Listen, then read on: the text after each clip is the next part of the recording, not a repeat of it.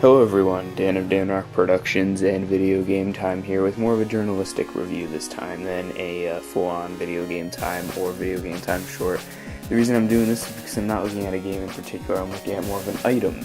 And the item is the PJ-008. PJ-008. It could be 008, I have no idea. Now, as you're seeing right in front of your face, it looks like an N64 controller. I'm pretty sure all of you can figure out it looks like an N64 controller. Got a D-pad right here. Very reactive D-pad, a bit slippery though. Not very nice comparing to the NES D-pad. Got a joystick, which, listen closely. Yes, it has micro switches. They're kind of worn, but they work. Reset, of course, power. Start select. And then these four different colored face buttons that are in the, I believe the color key of the original Famicom. Or Famicom, Super Famicom rather. On the back we got cartridge slot, because this does take a cartridge. And right here, you got batteries, which is where a save pack or something would go. And right here, you got a trigger, because it can play like gun games. Now, want to see the cartridge? Here it is. Yeah, it's a Famicom cartridge, because this can play Famicom games. It's kind of boring. It's just, I don't know if the camera will be able to pick this up. Since this is a sophisticated apparatus, should only operate or to store under extreme temperature. Also avoid violent bumps is necessary. Moreover, neither displace it. Oh, well. Wouldn't have been able to survive not knowing that. Yeah, if you couldn't have figured it out already, this is basically a Famicom, or Famiclone as they call it, with horrible written English instructions on the back. Now, believe it or not, this has 2-player support. It plugs into the back, which a very suspicious Atari-like input. I wonder if an Atari controller will work. Who knows? Who cares? That's a good question. Want to see the second controller? Here it is. It is the most light controller I've ever held. It feels so cheap, it's unbelievable. Look, there's not even any shoulder buttons. Really? Really? Anyways, it looks like a strange mix between a PlayStation 1 and a Super Nintendo controller. Yeah, I got all 3 controllers lined up. Here's the PS1.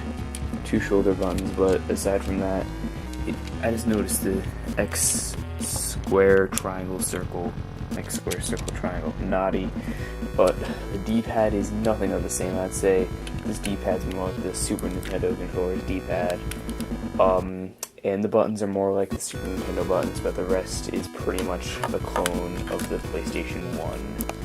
Yeah. They couldn't even put shoulder buttons on. At least this controller's got turbo. I don't believe these are turbo, I believe these are literally just fake buttons, but whatever.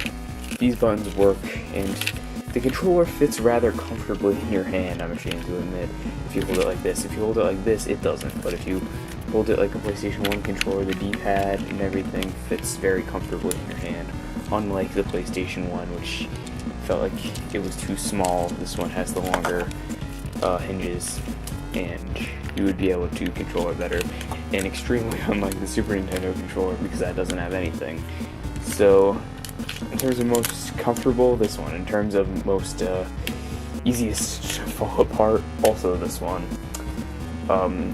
And of course, this is the default controller, which is obviously ripping off an N64. Now, what I didn't mention is how hard it is to put the cartridge in. Now, here's how easy it is to put a NES cartridge into the system.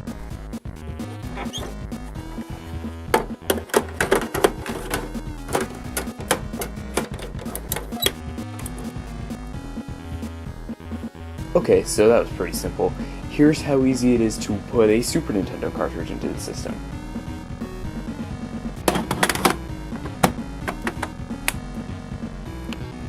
Once again, pretty darn simple.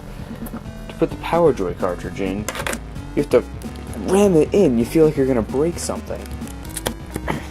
There we go. It doesn't snap or anything. and it doesn't really feel right like the other consoles, but it works. And yes, the cartridge really does hinge out. If you connect the other player's controller here, right there, that looks like a mess. And this end plugs into the TV and or an AC adapter, I think. I'm not sure what this is for. This video? No idea. I don't care. So anyways, would you like to see what the system is like?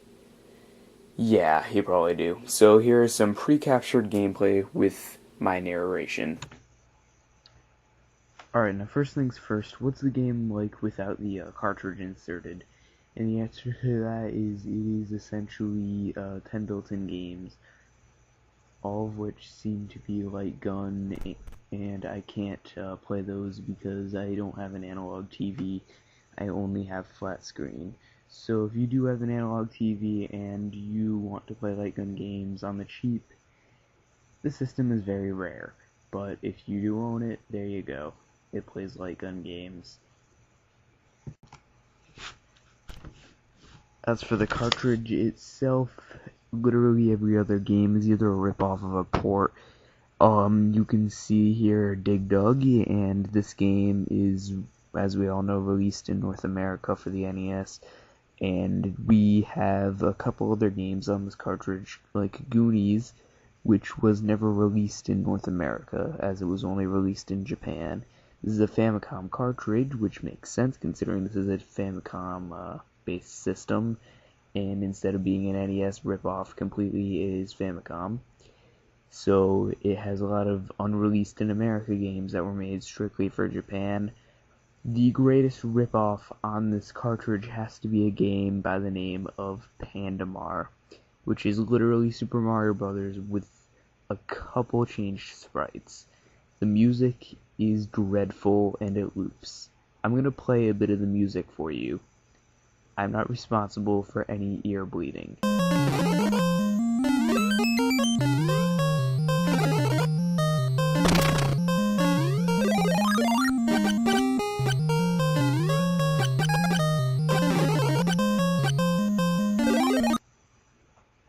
Now that may have not sounded bad, but picture that looped over and over and over again. Basically, everything on here is a ripoff. However, it's a good ripoff, right?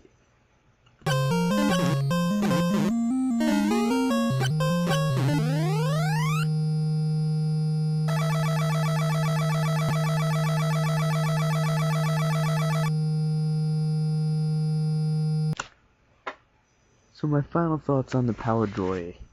It's an interesting little Famiclone, and it's pretty cool.